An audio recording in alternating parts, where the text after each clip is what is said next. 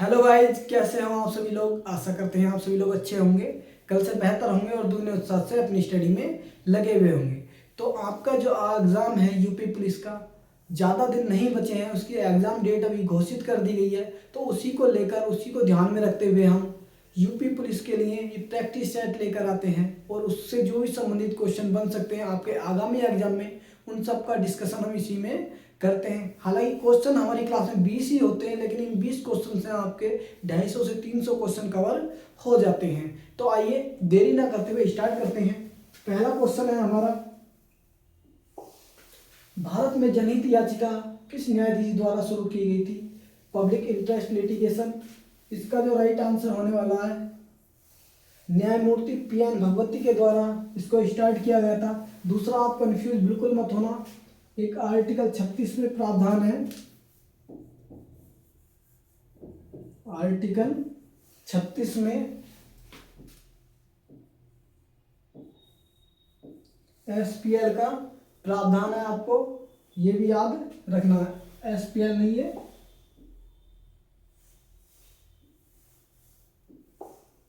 SLP का प्रावधान है। इसके द्वारा क्या होता है, मान लीजिए आप हाई कोर्ट से यदि कोई मुकदमा हार जाते हैं और आप अगर उससे संतुष्ट नहीं है, तो ऐसी स्थिति में अगर आप सुप्रीम कोर्ट जाना चाहते हैं तो आपको सुप्रीम हाई कोर्ट एक सर्टिफिकेट देता है सुप्रीम कोर्ट जाने का। अगर हाई कोर्ट आपको वो सर्टिफिकेट ना दे सुप्रीम कोर्ट जाने के लिए, तो ऐसी स्थिति में आप आर्टिकल 136 का यूज करके सीधे सुप्रीम कोर्ट जा सकते हैं, बिना हाई कोर्ट के सर्टिफिकेट के बिना। ठीक है, ये याद रखना, आर्टिकल 136 में इसका प्रावधान है। दूसरा आपको याद रखना है, न्यायमूर्ति पी.एन. भगवती से सबसे लंबा कार्यकाल इनका रहा है न्यायाधीश के रूप में। सबसे लंबा कार्यकाल रहा है न्यायाधीश के रूप में, याद रखना आप, जज के रूप में सबसे लंबा कार्यकाल। और यदि आपसे पूछ ले सबसे लंबा कार्यकाल सीजेआई के रूप में, मुख्य न्यायाधीश के रूप में किसका रहा है, तो वाई.वी. चंद्रचूड़ का, वाई.वी. चंद्रचूड़ का सबसे लंबा कार्यकाल रहा है सीजेआई के रूप में। और किस सीजेआई का कार्यकाल सबसे कम समय तक रहा था, तब आपका राइट आंसर होगा कमल नारायण सिंह। कमल नारायण सिंह आपका राइट आंसर होगा। सबसे छोटा कार्यकाल कमल नारायण सिंह का रहा है। दूसरा, अगर आपसे पूछ लिया जाए सुप्रीम कोर्ट की जज बनने वाली पहली महिला कौन है, तो पहली वुमेन आपसे पूछ ले, मीरा साहिब फातिमा बीबी। मीरा साहिब फातिमा बीबी सुप्रीम कोर्ट की जज बनने वाली पहली महिला है, ये भी आपको याद रखना है। आगे अगर मैं आपसे बात करूं सुप्रीम कोर्ट की, तो सुप्रीम कोर्ट का आर्टिकल आपको याद रखना है, 124 में सुप्रीम कोर्ट का प्रावधान है, ये भी आपको याद रखना। और जब सुप्रीम कोर्ट की स्थापना की गई तो टोटल उसमें कितने न्यायाधीश थे, 1+7, टोटल 8 न्यायाधीश थे। दूसरा आपको याद रखना है, पहले भारतीय न्यायाधीश कौन थे, हीरालाल एच.जे. कानिया पहले भारतीय न्यायाधीश थे, ये भी आपको याद रखना है। दूसरा, अगर मैं आपसे बात करूं न्यायमूर्ति एम हिदायतुल्लाह की, तो अगर आपसे पूछ ले कि कार्यवाहक राष्ट्रपति बनने वाले पहले न्यायाधीश कौन है, तो न्यायमूर्ति हिदायतुल्लाह ही पहले न्यायाधीश थे। ठीक है, और आर्टिकल 65 के तहत कार्यवाहक राष्ट्रपति बनते हैं, कार्यवाहक प्रेसिडेंट बनते हैं, ये भी आपको याद रखना है। और पहले कार्यवाहक राष्ट्रपति अगर आपसे पूछ लिए जाए तो वी.वी. गिरी पहले कार्यवाहक राष्ट्रपति थे, ये भी आपको याद रखना है। बाल गंगाधर तिलक ने स्वराज मेरा जन्मसिद्ध अधिकार है का नारा कब दिया था, बताइए राइट आंसर इसका। 1906 में, 1916 में, 1920 में या 1929 में? तो इसका जो राइट आंसर होने वाला 1916 में दिया था बाल गंगाधर तिलक ने। बाल गंगाधर तिलक को भारतीय अशांति का जनक भी कहा जाता है, भारतीय अशांति का जनक भी बाल गंगाधर तिलक को कहा जाता है। और किसने कहा था, वैलेंटाइन सिरोल ने इनको ये उपाधि दी थी, यानी भारतीय शांति का जनक कहा था, ये भी आपको याद रखना है। दूसरा आपको बाल गंगाधर तिलक से केसरी और मराठा समाचार पत्र, केसरी व मराठा समाचार पत्र का प्रकाशन भी बाल गंगाधर तिलक के द्वारा ही किया गया था। और आपको याद रखना, कंफ्यूज बिल्कुल नहीं होना, मराठा जो है आपको लगेगा कि मराठी भाषा में था, बिल्कुल नहीं, इंग्लिश भाषा में था, इंग्लिश भाषा में था। और अगर मैं केसरी की बात करूं तो केसरी मराठी भाषा में था, केसरी मराठी भाषा में था। दूसरा आपको याद रखना है, डेक्कन एजुकेशन सोसाइटी की स्थापना, डेक्कन एजुकेशन सोसाइटी की स्थापना भी किसके द्वारा की गई? बाल गंगाधर तिलक के द्वारा ही की गई। और कब की गई थी? 1884 में। कहाँ पर की गई? पुणे में की गई। ये भी आपको याद रखना है। दूसरा आपको याद रखना है होम रूल आंदोलन के बारे में। होम रूल आंदोलन कब स्टार्ट किया गया? तो होम रूल आंदोलन का कॉन्सेप्ट कहाँ से लिया, पहले तो ये जानिए। हमने आयरलैंड से होम रूल कॉन्सेप्ट लिया है, आयरलैंड से। दूसरा आप याद रखना 1916 में यह आंदोलन चलाया गया था। तिलक और एनी बेसेंट ने इस आंदोलन का नेतृत्व किया। तिलक व एनी बेसेंट।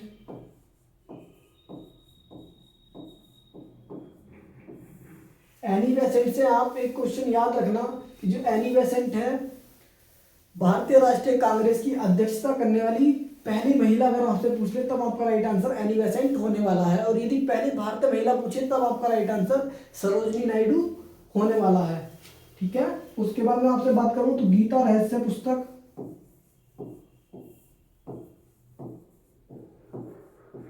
गीता रहस्य पुस्तक किसने लिखी है? बाल गंगाधर तिलक के द्वारा ही लिखी गई। और कहां पर लिखी थी? मांडले जेल म्यांमार में, मांडले जेल म्यांमार में लिखी थी। मांडले जेल म्यांमार में गीता रहस्य पुस्तक लिखी गई थी। ये भी आपको याद रखना है। आगे आपको स्वराज मेरा जन्मसिद्ध अधिकार है नारा 1916 में दिया गया। आगे आप याद रखना 1906 में मुस्लिम लीग की स्थापना की गई थी। मुस्लिम लीग की स्थापना की गई थी। कहां पर की गई? ढाका बांग्लादेश में की गई थी। और किसके द्वारा? सलीमुल्लाह खान के द्वारा की गई थी। सलीमुल्लाह खान के द्वारा की गई। और इसके पहले अध्यक्ष कौन बनाए गए थे? तो पहले जो अध्यक्ष आगा खान को पहला अध्यक्ष बनाया गया था। ये भी आपको याद रखना है।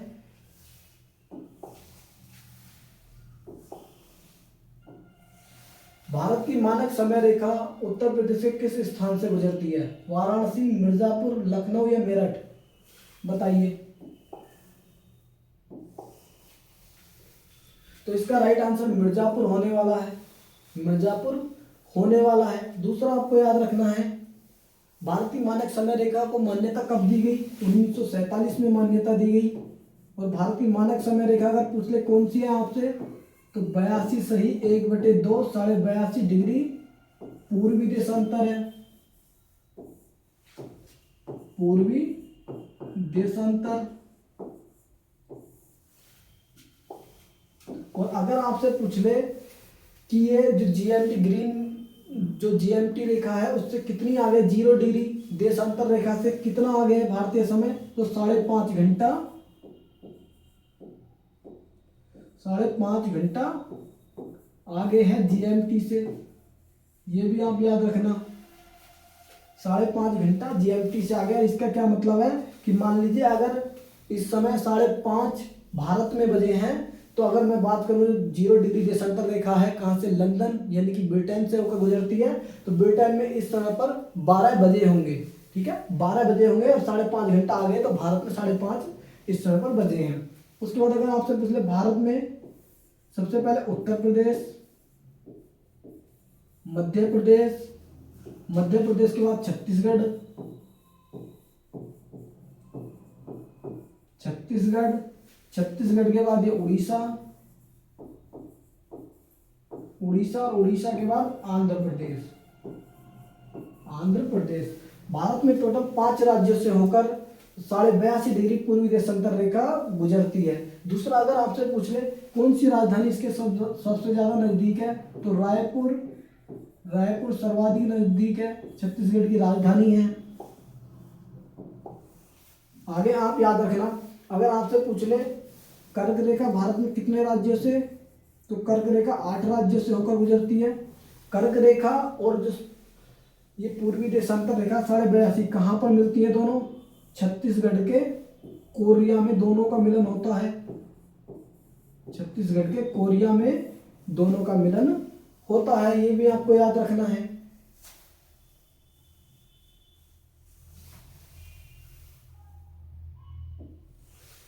पानीपत का प्रथम युद्ध कब हुआ था, 1191, 1194, 1761, 1526।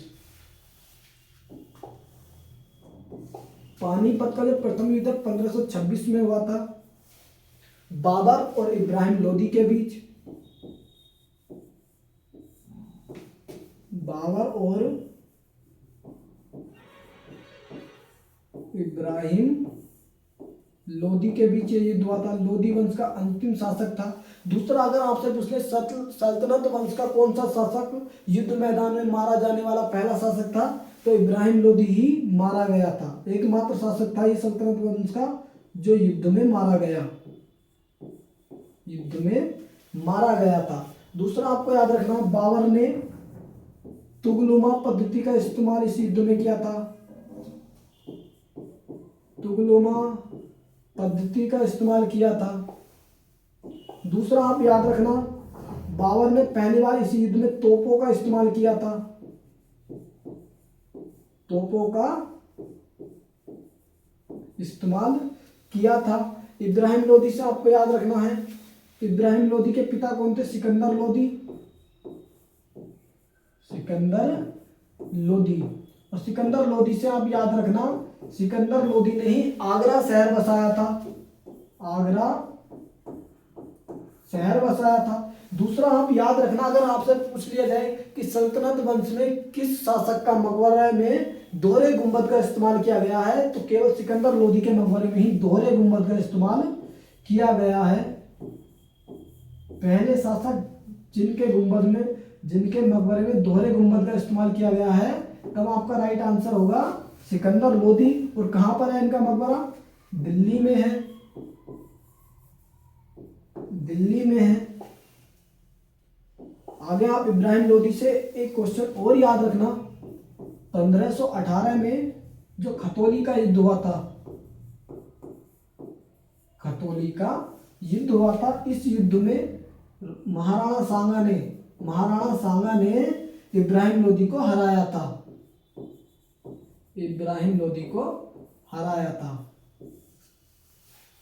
आगे मैं आपसे बात करूं पानीपत का, अगर द्वितीय युद्ध आपसे पूछ ले तो पानीपत का सेकंड युद्ध 1556 में हुआ था, अकबर और हेमू के मध्य, जिसमें अकबर की विजय हुई थी। अकबर और हेमू के मध्य हुआ था।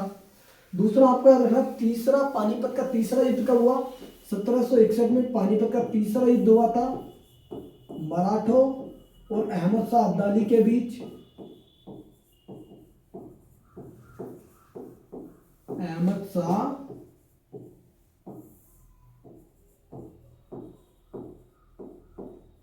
अब्दाली के बीच, ये भी आपको याद रखना है। दूसरा 1194 में आपको याद रखना है चंदावर का युद्ध हुआ था। और कहां पर हुआ, ये उत्तर प्रदेश में हुआ था, यमुना नदी के तट पर। और अगर आपसे पूछ ले ये युद्ध किन किन के बीच लड़ा गया था, तो 1194 में चंदावर का युद्ध मोहम्मद गोरी और राजा जयचंद के बीच लड़ा गया था, जिसमें गोरी की विजय हुई थी। गोरी और जयचंद के बीच ये युद्ध लड़ा गया था। आगे आपको याद रखना 1191 में तराइन का प्रथम युद्ध लड़ा गया था। प्रथम युद्ध कहाँ पर? हरियाणा में ये युद्ध हुए थे, हरियाणा में। और किस किस के बीच? तो मोहम्मद गोरी और पृथ्वीराज चौहान के बीच, मोहम्मद गोरी और पृथ्वीराज चौहान के बीच ये युद्ध हुआ था। भारतीय संविधान के किस अनुच्छेद के तहत अस्पृश्यता का अंत किया गया है? अनुच्छेद 14, अनुच्छेद 18, अनुच्छेद 21, अनुच्छेद 17। बताइए right answer. Abolition of untouchability. तो इसका राइट आंसर आर्टिकल 17 होने वाला है, छुआछूत का अंत किया गया है। दूसरा आप याद रखना, अगर आपसे पूछ ले SC/ST एक्ट, SC/ST एक्ट 1989 में आया, 1989 में आया। टोटल कितनी इसमें धाराएं थी? 23 इसमें धाराएं थी। और ये अस्पृश्यता को समाप्त करने के लिए ही इसको लाया गया था। दूसरा आपको याद रखना आर्टिकल 21 जीवन जीने का अधिकार, जीवन जीने का अधिकार। और अगर आपसे पूछ ले आर्टिकल 21 में ही आर्टिकल 21A जोड़ा गया है, उसे 86वां संविधान संशोधन के द्वारा जोड़ा गया था। और 21A में किसे जोड़ा गया है? शिक्षा को एक मौलिक अधिकार बनाया गया है। यह भी आपको याद रखना, शिक्षा को मौलिक अधिकार बनाया गया। आगे आपको याद रखना अनुच्छेद 18 के बारे में। अनुच्छेद 18 में उपाधियों का अंत है, उपाधियों का अंत अनुच्छेद 18 के तहत है। आपको याद रखना इसके लिए एक संविधान संशोधन भी किया गया था, 26वां संविधान संशोधन 1971 के द्वारा उपाधियों का अंत किया गया है, उपाधियों का अंत किया गया है। आगे आपको याद रखना आर्टिकल 14 के बारे में। आर्टिकल 14 में विधि के समक्ष समता और विधियों का समान संरक्षण इसमें दिया गया है। पहला विधि के समक्ष समता, और दूसरे की अगर मैं आपसे बात करूं तो विधियों का समान संरक्षण, विधियों का समान संरक्षण का प्रावधान इसमें है। दूसरा आपको याद रखना है जो विधि के समक्ष समता है, हमने ये ब्रिटेन के संविधान से लिया है, ब्रिटेन के संविधान से लिया है। जबकि विधियों का जो समान संरक्षण है हमने किस देश के संविधान से? तो USA के संविधान से इसको लिया गया है। दूसरा आपको याद रखना है कि हमारे संविधान में टोटल कितने मौलिक अधिकार थे? तो हमारे संविधान में टोटल 7 मौलिक अधिकार थे, 7 मौलिक अधिकार थे। लेकिन 44वां कॉन्स्टिट्यूशनल अमेंडमेंट 1978 से जो संपत्ति का अधिकार है, संपत्ति के अधिकार को मौलिक अधिकार से हटाकर, मौलिक किस आर्टिकल में था ये? आर्टिकल 31 और आर्टिकल 19(1)(f) में इसका प्रावधान था। इनको समाप्त करके इसे कानूनी अधिकार बनाया गया और 300A में संपत्ति के अधिकार को शामिल कर दिया। और अगर आपसे पूछे कि वर्तमान में कितने मौलिक अधिकार हैं, तो वर्तमान में टोटल 6 मौलिक अधिकार हैं। पहले 7 थे मूल संविधान में, लेकिन एक को हटा दिया गया 44वां संविधान संशोधन 1978 से। ये आपको याद रखना है। दूसरा आपको याद रखना है मौलिक अधिकार हमने कहाँ से लिए? मौलिक अधिकार USA के संविधान से लिए, ये भी आपको याद रखना है। USA के संविधान से मौलिक अधिकार लिए गए हैं, ये भी आपको याद रखना है। रक्त का थक्का जमने में कौन सा विटामिन सहायक होता है? Vitamin A, vitamin D, vitamin K या विटामिन E? बताइए राइट आंसर। रक्त का थक्का जमने में विटामिन K सहायक होता है। दूसरा आपको एक बीमारी याद रखनी है, हीमोफीलिया।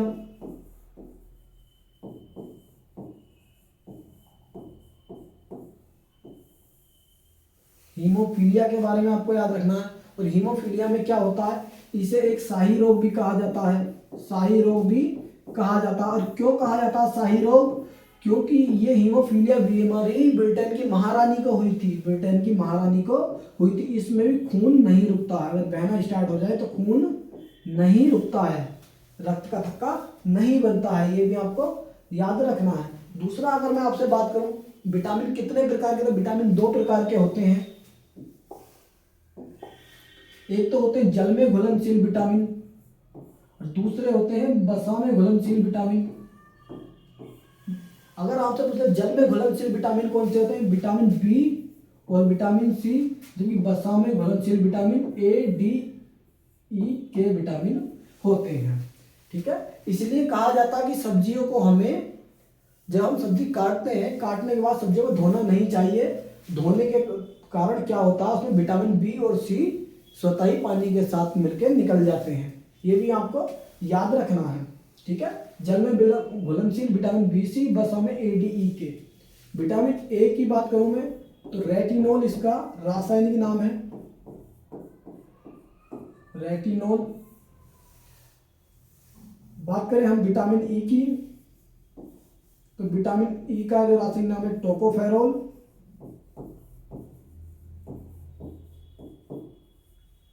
टोकोफेरोल है। विटामिन के का फिलिक्विनोन है, फिलोक्विनोन।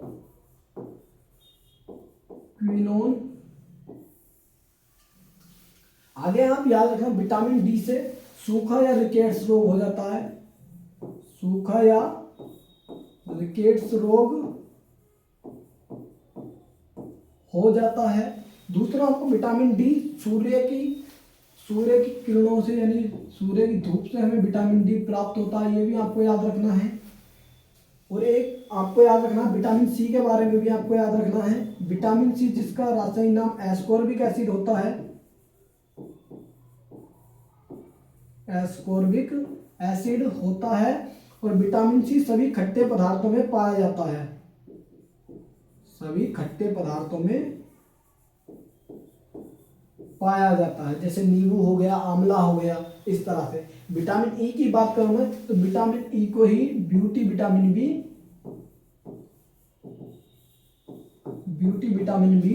विटामिन ई को ही कहा जाता है। उत्तर प्रदेश का सबसे ऊंचा जलप्रपात कौन सा है, बताइए। न्यागरा है, जोग है, या कुचिकल है, या लखनिया दरी है। राइट आंसर बताइए इसका। तो इसका जो राइट आंसर होगा लखनिया दरी, इसका राइट आंसर होने वाला है। उत्तर प्रदेश का सबसे ऊंचा जलप्रपात है, कहाँ है, मिर्जापुर में है, मिर्जापुर में है। बात करें हम, मिर्जापुर में है। दूसरा किस नदी के किनारे है, गरई नदी के किनारे है, गरई नदी के किनारे पर है, ये आपको याद रखना है। न्यागरा यूएसए और कनाडा की सीमा पर, कनाडा की सीमा पर है। और ये इरी और ओंटारियो झील को जोड़ने का काम करता है, इरी और ओंटारियो झील को जोड़ने का काम करता है, जो कि यूएसए और कनाडा की सीमा पर पाई जाती है, महान झील प्रदेशों में पाई जाती हैं। ये भी आपको याद रखना है, न्यागरा। और अगर आपसे पूछे भारत का न्यागरा वाटरफॉल किसे कहा जाता है, तो भारत का न्यागरा किसे कहा जाता है, चित्रकूट जलप्रपात, चित्रकूट जलप्रपात को कहा जाता है, जो कि इंद्रावती नदी के किनारे पर है, इंद्रावती नदी पर बना हुआ ये जलप्रपात। और बात करें कहाँ पर है, छत्तीसगढ़ में है। ये भी आपको याद रखना है। जोग जलप्रपात की मैं आपसे बात करूं, कुचिकल की बात करिए, कुचिकल कर्नाटक में है, कर्नाटक में है, बराही नदी पर, कर्नाटक में बराही नदी पर है। आपको याद रखना, भारत का सबसे ऊंचा जलप्रपात कौन सा, तो भारत का सबसे ऊंचा जलप्रपात भी कुचिकल जलप्रपात है। ठीक है, याद रखना। लेकिन ये एक सीढ़ीदार जलप्रपात है, सीढ़ीदार जलप्रपात है। सीढ़ीदार जलप्रपात का मतलब है कि इसका जो जल है कई चरणों में गिरता है, इस तरह से। ठीक है, लेकिन अगर भारत का सबसे ऊंचा जलप्रपात आपसे पूछ ले खड़े ढलान वाला, तब आपका राइट आंसर जोग जलप्रपात हो। खड़े ढलान का सबसे ऊंचा जलप्रपात है, खड़े ढलान का सबसे ऊंचा जलप्रपात है। किस नदी के किनारे पर है, शरावती नदी के किनारे पर है। और बात करें हम, शरावती नदी कहां पर, कर्नाटक में है। यह भी आपको याद रखना है। दूसरा मैं आपसे बात करूं, विश्व का सबसे ऊंचा जलप्रपात कौन सा है? विश्व का सबसे ऊंचा जलप्रपात आपसे पूछ ले, एंजल जलप्रपात है। किस नदी पर है? चुरू नदी पर है। और दूसरा आपको याद रखना है, एंजल जलप्रपात चुरू नदी पर है और किस देश में है? वेनेजुएला में है।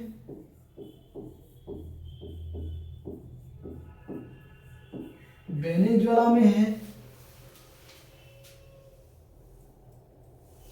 भारत के उपराष्ट्रपति को वाइस प्रेसिडेंट का चुनाव किस अनुच्छेद के तहत किया जाता है?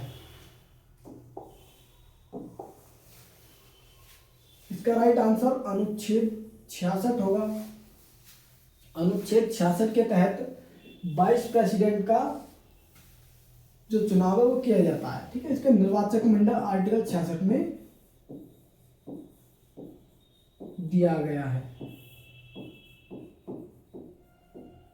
और अगर आपसे पूछ ले वाइस प्रेसिडेंट के निर्वाचक मंडल में कौन कौन लोग भाग लेते हैं, तो संसद के दोनों सदनों के मेंबर, संसद के जो लोकसभा और राज्यसभा के दोनों सदनों के मेंबर इसमें भाग लेते हैं। और जो मनोनीत मेंबर हैं वो भी, मनोनीत मेंबर भी उपराष्ट्रपति के चुनाव में भाग लेते हैं, जबकि राष्ट्रपति के चुनाव में वो भाग नहीं लेते हैं। ये आपको याद रखना, संसद के दोनों सदनों के मेंबर भाग लेते हैं और राज्य विधायिकाओं के मेंबर भी इसमें भाग नहीं लेते हैं। दूसरा आपको याद रखना है आर्टिकल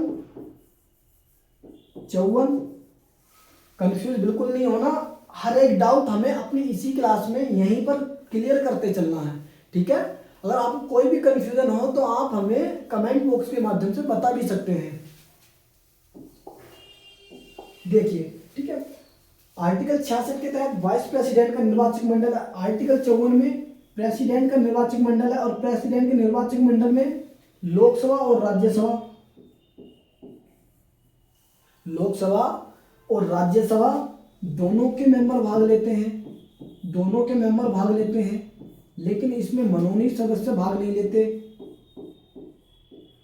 मनोनीत सदस्य भाग नहीं लेते। और दूसरा राज्य, जो राज्य विधायिकाएं हैं, विधानसभा होती है, विधानसभा के निर्वाचित मेंबर भाग लेते हैं, विधानसभा के निर्वाचित मेंबर भाग लेते हैं और मनोनीत इसमें भी भाग नहीं लेते, मनोनीत भाग नहीं लेते हैं। आगे आपको क्या याद रखना है,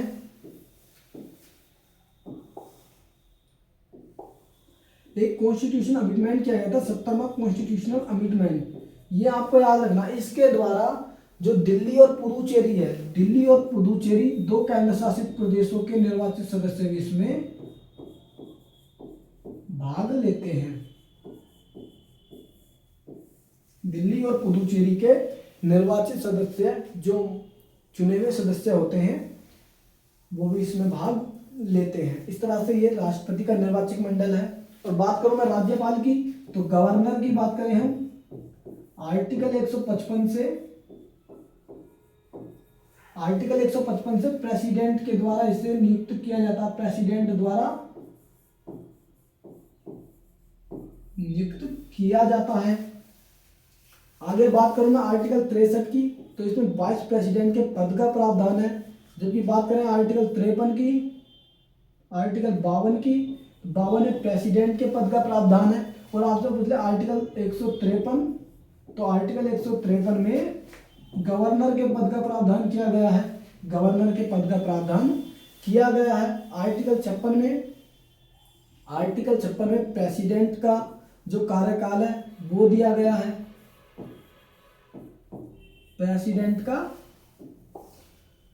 कार्यकाल। दूसरा आपको कार्यकाल उपराष्ट्रपति का भी याद रखना, उपराष्ट्रपति का कार्यकाल आर्टिकल 67 में है।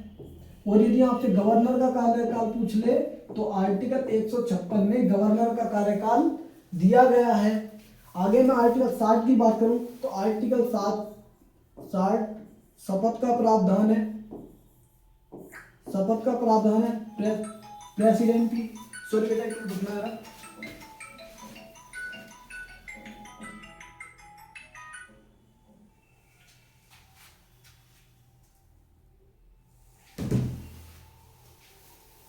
ठीक है।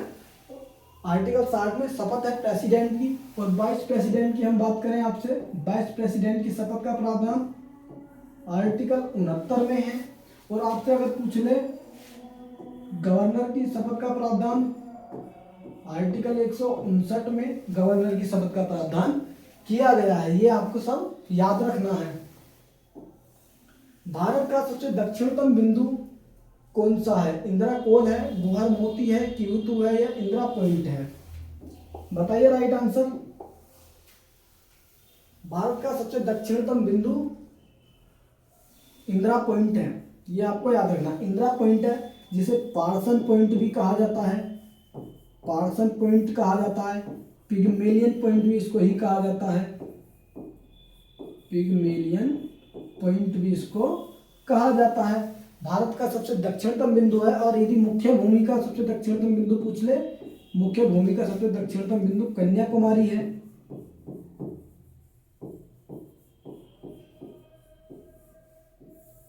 कन्याकुमारी है। आगे अगर मैं आपसे बात करूं, भारत का सबसे उत्तरतम बिंदु कौन सा है?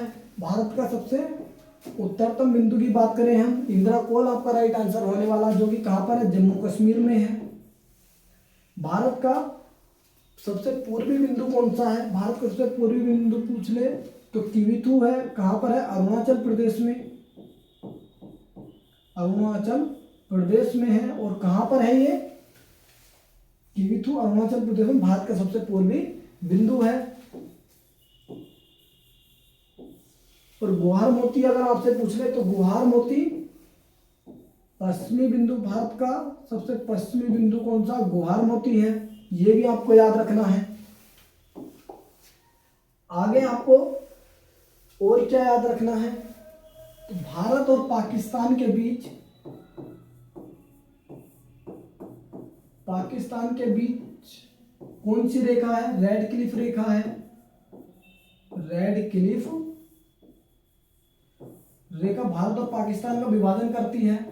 एक दूसरी रेखा और याद रखना आप, जिसमें 24 डिग्री समानांतर रेखा है। ये भी भारत और पाकिस्तान के बीच विभाजन का कार्य करती है। भारत और पाकिस्तान के बीच विभाजन का कार्य करती है। अब आपको याद ये रखना, लेकिन जो 24 डिग्री समानांतर रेखा है भारत और पाकिस्तान के बीच विवादित है। जो पाकिस्तान है इस रेखा को नहीं मानता है। आगे याद रखना आपको ड्यूरेंट रेखा के बारे में। ड्यूरेंट रेखा भारत और, भारत नहीं पहले थी भारत के, तो अब ये पाकिस्तान के उसमें आते।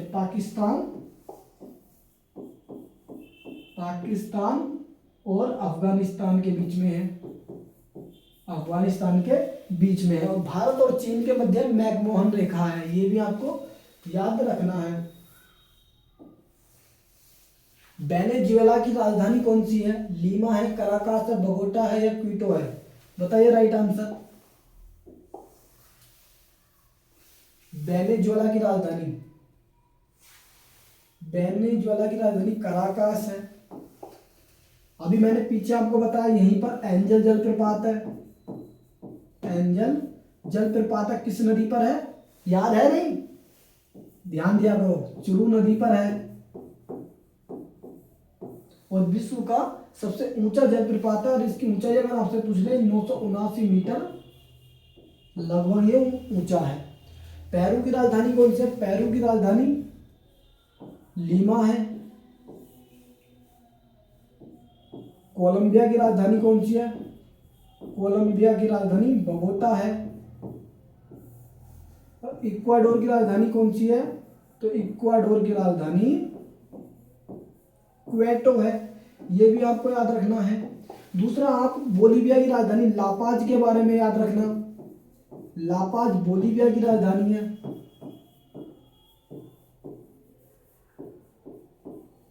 बोलीविया की राजधानी है। आप ये याद रखना बोलीविया की ये फेमस क्यों है कि विश्व की सर्वाधिक ऊंचाई पर स्थित राजधानी है। सर्वाधिक ऊंचाई पर स्थित राजधानी है, ये भी आपको याद रखना है। दूसरा, आपको जापान की राजधानी आप याद रखना। जापान की राजधानी टोक्यो है और किस द्वीप पर है, होन्शु द्वीप पर है, होन्शु द्वीप पर है। फिलीपींस की राजधानी याद रखना आप, फिलीपींस की राजधानी मनीला है। फिलीपींस और फिनलैंड में बच्चे कंफ्यूज होते हैं, तो फिनलैंड की राजधानी भी आप याद रखना, फिनलैंड की राजधानी हेलसिंकी है।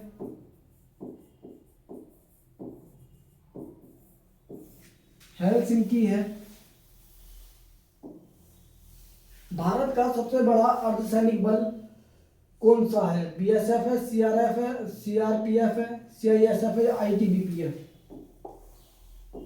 बताइए राइट आंसर। तो इसका राइट आंसर है सीआरपीएफ। सीआरपीएफ भारत का सबसे बड़ा अर्धसैनिक बल है। अगर इसकी स्थापना की बात मैं आपसे करूं, 1939 में स्थापना की गई। मुख्यालय दिल्ली में है, मुख्यालय दिल्ली में है। और वर्तमान में इसके महानिदेशक कौन है, ज्ञानेंद्र प्रताप सिंह, ज्ञानेंद्र प्रताप सिंह महानिदेशक हैं। दूसरा आप याद रखना आईटीबीपी के बारे में, भारत तिब्बत सीमा पुलिस, इसकी स्थापना 1962 में की गई थी, भारत चीन युद्ध के बाद, भारत चीन युद्ध के बाद स्थापना की गई थी। आगे आपको याद रखना बीएसएफ के बारे में, बीएसएफ की स्थापना 1965 में की गई, भारत पाकिस्तान युद्ध के बाद, भारत पाकिस्तान युद्ध के बाद बीएसएफ की स्थापना की गई। और सीआईएसएफ की स्थापना 1969 में की गई, 1969 में सीआईएसएफ की स्थापना की गई थी, ये भी आपको ध्यान रखना है। प्रकाश वर्ष किसका मात्रक है, ज्योति तीव्रता का, दूरी का या पदार्थ की मात्रा का, चुंबकीय फ्लक्स का? बताइए राइट आंसर। प्रकाश वर्ष दूरी का मात्रक है, ये आप ध्यान रखना, दूरी का मात्रक प्रकाश वर्ष है। चुंबकीय फ्लक्स का मात्रक क्या है, वेबर है। पदार्थ की मात्रा का मोल है। ज्योति तीव्रता और ज्योति फ्लक्स दो कंफ्यूज करने वाले वर्ड हैं। ज्योति तीव्रता का आंसर आप मुझे कमेंट बॉक्स में देना, ठीक है।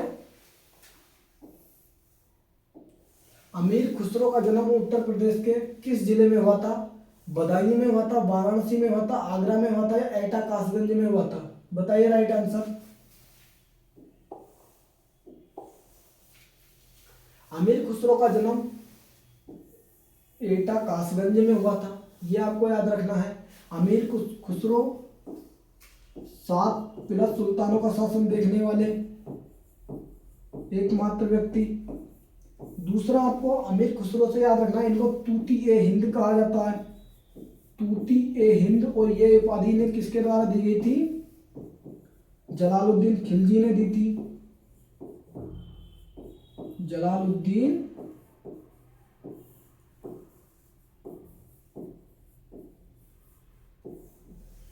खिलजी ने दी थी, ये भी आपको याद रखना है।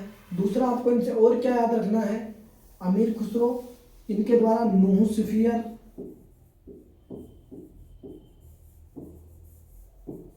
नूह सफियर। दूसरा नूह सफियर खजाइन उल फतह, खजाइन उल फतह और तुगलकनामा पुस्तक लिखी गई थी, तुगलकनामा पुस्तक लिखी गई, अमीर खुसरो के द्वारा लिखी गई। एटा कासगंज में इनका जन्म हुआ था। इनके गुरु के बारे में आप याद रखना, इनके गुरु कौन थे, निजामुद्दीन औलिया, निजामुद्दीन औलिया। और दूसरा आप याद रखना, निजामुद्दीन औलिया का जन्म कहाँ पर हुआ था, तो निजामुद्दीन औलिया का जन्म हुआ था बदायूं में, बदायूं में निजामुद्दीन औलिया का जन्म हुआ था, ये भी आपको याद रखना है। वाराणसी से आपको याद रखना है, मुंशी प्रेमचंद का जन्म कहाँ पर हुआ, मुंशी प्रेमचंद का जन्म वाराणसी में ही हुआ था। और इनके द्वारा एक सदगति पुस्तक लिखी गई है, इस पर एक मूवी भी बनी थी, और ये अभी हमारे यूपी पुलिस के प्रीवियस ईयर का जो पेपर है अभी उसमें इसको पूछा गया था सदगति पुस्तक के बारे में। इनके बहुत ही फेमस उपन्यास भी है जिसमें गोदान गवन आते हैं, ये भी आप याद रखना।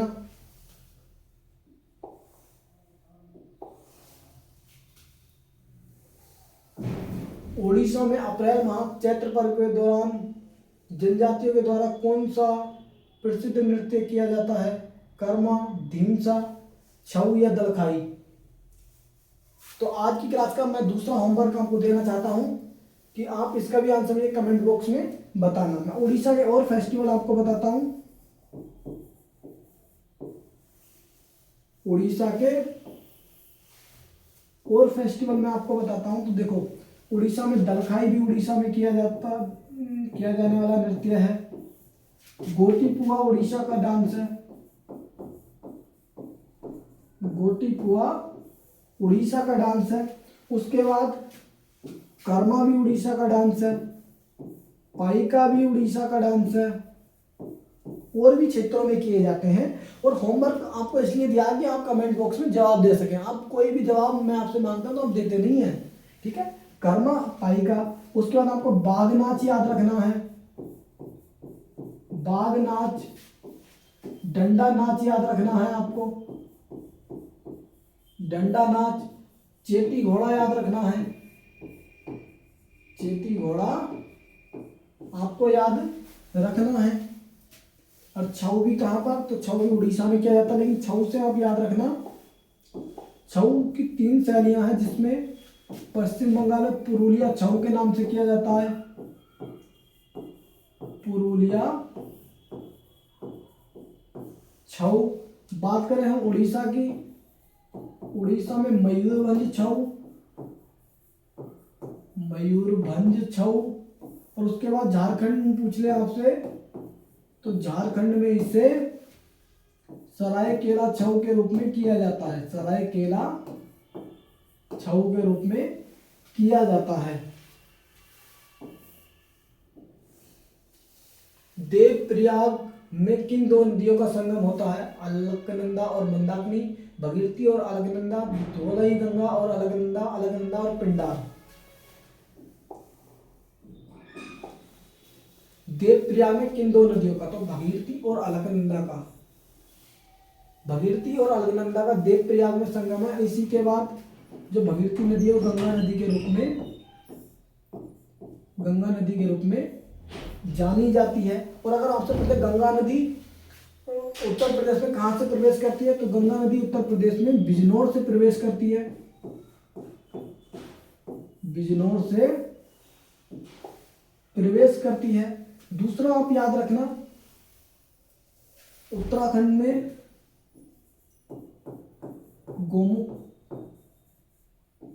गंगोत्री ग्लेशियर से निकलती है। गंगोत्री ग्लेशियर से निकलती है, यह आपको याद रखना। दूसरा, इसी भगीरथी नदी के किनारे पर ही भारत का सबसे ऊंचा बांध है। भारत का सबसे ऊंचा बांध है, और कहां पर है? उत्तराखंड में है। और कौन सा है अगर आपसे पूछ ले तो टिहरी बांध है। टिहरी बांध भगीरथी नदी पर ही बना हुआ है। दूसरा, अगर आपसे भारत का सबसे ऊंचा बांध पूछे तो टिहरी बांध राइट आंसर होगा। कहां पर? उत्तराखंड में, भगीरथी नदी के किनारे पर, ठीक। लेकिन यदि आपसे पूछ ले, अगर आपसे पूछे भारत का सबसे ऊंचा गुरुत्वीय बांध कौन सा है, गुरुत्वीय बांध पूछे आपसे, तब आपका राइट आंसर भांगड़ा नागल बांध होने वाला है। भांगड़ा नागल बांध होने वाला है, जो कि सतलज नदी पर है। सतलज नदी पर है। और दूसरा आप याद रखना, सतलज नदी पर है। और किस किस राज्य की सीमा पर है ये? तो पंजाब और हिमाचल प्रदेश की सीमा पर है। पंजाब और हिमाचल प्रदेश की सीमा पर है, ये भी आपको याद रखना है। दूसरा, आपको फरक्का बांध और याद रखना है। फरक्का बांध के बारे में याद रखना है। फरक्का बांध कहाँ पर है? बंगाल में है। और कहाँ? मुर्शिदाबाद, बंगाल के मुर्शिदाबाद में, मुर्शिदाबाद। और आप याद रखना, मुर्शिदाबाद को पहले मकसूदाबाद के नाम से जाना जाता था। और मकसूदाबाद को किसने बसाया था? मकसूदाबाद शहर की स्थापना किसने की थी? तो अकबर के द्वारा की गई थी, अकबर के द्वारा की गई थी। बाद में मुर्शीद कुली खां ने, जो बंगाल का नवाब था मुर्शीद कुली खां, उसके द्वारा इसे मुर्शिदाबाद किया गया और राजधानी कहां पर बनाई? मुर्शिदाबाद में ही राजधानी बनाई। ये भी आप याद रखना। देवा शरीफ का मेला उत्तर प्रदेश के किस जिले में आयोजित किया जाता? आगरा में, मेरठ में, गोरखपुर में, बाराबंकी में। बताइए राइट आंसर। तो देवा शरीफ का जो मेला है उत्तर प्रदेश के बाराबंकी में इसका आयोजन किया जाता है। बाराबंकी को पूर्वांचल का प्रवेश द्वार कहा जाता है। पूर्वांचल का प्रवेश द्वार कहा जाता है। ठीक है, पूर्वांचल का प्रवेश द्वार कहा जाता है बाराबंकी को। और हॉकी के फेमस खिलाड़ी, हॉकी के फेमस खिलाड़ी कुंवर दिग्विजय सिंह, केडी सिंह बाबू का संबंध भी कहां से है? बाराबंकी से ही है। केडी सिंह बाबू का संबंध कहां से है? बाराबंकी से ही है। ये भी आप याद रखना। और दूसरा, देवा शरीफ का मेला हाजी बाईस अली की दरगाह पर लगता है। कहां पर? बाराबंकी में लगता है। दूसरा, गोरखपुर में याद रखना आप, खिचड़ी मेले का आयोजन गोरखपुर में किया जाता है। खिचड़ी मेला का आयोजन गोरखपुर में किया जाता है। और अगर आपसे पूछ ले मेरठ में, मेरठ से आप याद रखना नौचंदी मेले का आयोजन कहां पर? नौचंदी मेले का आयोजन मेरठ में ही किया जाता है। और दूसरा याद रखना, कैंची उद्योग के लिए भी मेरठ को जाना जाता है। कैंची उद्योग के लिए मेरठ को जाना जाता है। आगरा में बटेश्वर मेले का आयोजन कहां पर किया जाता है? बटेश्वर मेला का आयोजन कहां पर किया जाता है? तो आगरा में किया जाता है। दूसरा आप याद रखना, बाणेश्वर मेला इसी से मिलता जुलता मेला है। आप कंफ्यूज हो सकते हैं आप, तो यहीं पर लिखिए बाणेश्वर मेला। बाणेश्वर मेले का आयोजन कहां पर? राजस्थान के डूंगरपुर में, राजस्थान के डूंगरपुर में। और ये आदिवासियों का सबसे बड़ा मेला माना जाता है बाणेश्वर मेला। आप ये याद रखना, बटेश्वर मेला आगरा में है, बाणेश्वर मेला राजस्थान में है। क्लियर है आपको? वेद समाज की स्थापना किसके द्वारा की गई?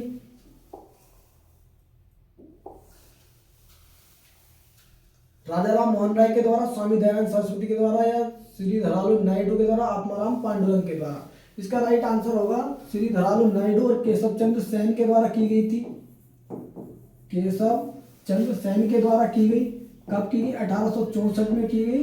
और पूछ ले, वेद समाज की स्थापना कहां पर की थी इन्होंने? मद्रास में की, मद्रास में की। और बाद में इसे दक्षिण भारत का ब्रह्म समाज भी कहा गया। इसका नाम बाद में दक्षिण भारत का ब्रह्म समाज कर दिया गया था।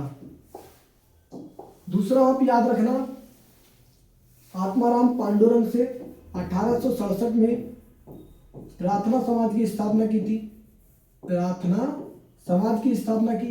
आपसे पूछ ले, प्रार्थना समाज की स्थापना कहां पर की गई? तो प्रार्थना समाज की जो स्थापना है वो बंबई में की गई, बंबई में की गई।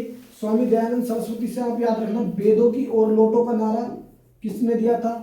वेदों की ओर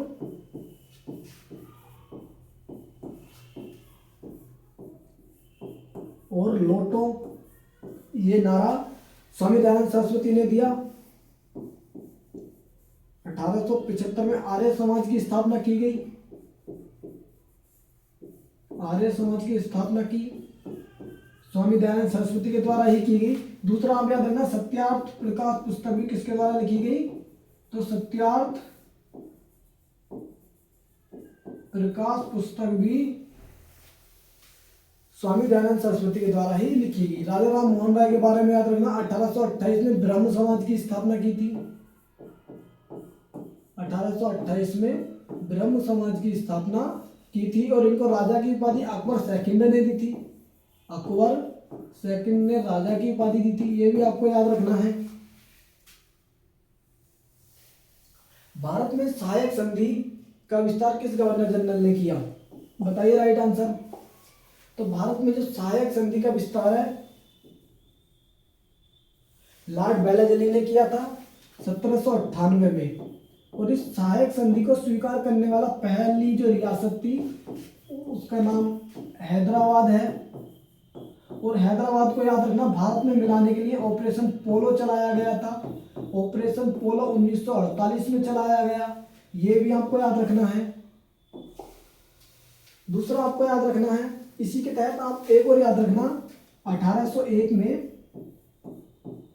अवध पर भी सहायक संधि थोपी गई थी। अवध पर भी सहायक संधि थोपी गई थी। और मैं इसलिए बता रहा हूं क्योंकि 1801 में तो सहायक संधि स्वीकार की इन्होंने, 1856 में इनके राज्य को हड़प लिया गया कुशासन का आरोप लगाकर। कुशासन का आरोप लगाकर, और कौन सी नीति के द्वारा? हड़प नीति के द्वारा। हड़प नीति के द्वारा, जिसके प्रणेता थे कौन? लॉर्ड डलहौजी। ठीक है, डलहौजी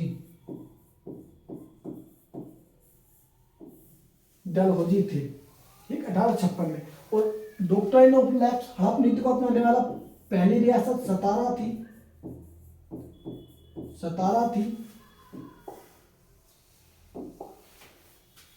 कार्नवालिस से आप याद रखना, 1793 में स्थायी बंदोबस्त। और भारत में सिविल सेवा का जनक भी इनको ही कहा जाता है। सिविल सेवा का जनक कहा जाता है। लॉर्ड विलियम बेंटिक की अगर मैं आपसे बात करूं तो लॉर्ड विलियम बेंटिक के द्वारा 1829 में सती प्रथा बैन कराई गई। सती प्रथा बंद। ठीक है, 1830 में ठगी प्रथा बंद। ठगी प्रथा बंद।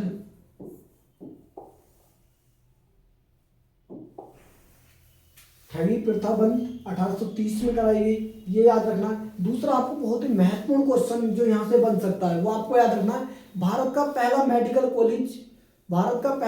कॉलेज किसके द्वारा स्थापित किया गया था? तो भारत का पहला मेडिकल कॉलेज भारत का, जो कि भारत के साथ साथ एशिया का भी पहला मेडिकल कॉलेज था, 1835 में लॉर्ड विलियम बेंटिक के द्वारा स्थापित किया गया था। और कहां पर? कलकत्ता में इसको स्थापित किया गया था, ये भी आपको याद रखना है। लॉर्ड डलहौजी मैंने बताई थी आपको हड़प नीति के बारे में। जो पहली ट्रेन चलाई गई थी लॉर्ड डलहौजी के समय पर ही चलाई गई थी। उत्तर प्रदेश का सबसे पुराना विश्वविद्यालय कौन सा है? अलीगढ़ मुस्लिम विश्वविद्यालय, बनारस हिंदू विश्वविद्यालय या लखनऊ विश्वविद्यालय? तो उत्तर प्रदेश का जो सबसे पुराना विश्वविद्यालय है वो इलाहाबाद विश्वविद्यालय है, यह आप याद रखना। ठीक है। विश्व डाक दिवस प्रतिवर्ष किस तिथि को मनाया जाता है? 22 मार्च को, 10 जनवरी को, 18 अप्रैल को, 9 अक्टूबर को। तो 9 अक्टूबर को विश्व डाक दिवस मनाया जाता है। 18 अप्रैल को विश्व विरासत दिवस मनाया जाता है। विश्व विरासत दिवस या विश्व धरोहर दिवस के रूप में मनाया जाता है। 10 जनवरी को विश्व हिंदी दिवस के रूप में मनाया जाता है। विश्व हिंदी दिवस के रूप में मनाया जाता है। और राष्ट्रीय हिंदी दिवस 14 सितंबर को राष्ट्रीय हिंदी दिवस के रूप में मनाया जाता है। नेशनल हिंदी डे के रूप में मनाया जाता है। 22 मार्च को विश्व जल दिवस मनाया जाता है। इसी के साथ आज की अपनी इस क्लास को हम यहीं रखते हैं। मिलेंगे आपसे अपनी अगली क्लास में, तब तक के लिए धन्यवाद।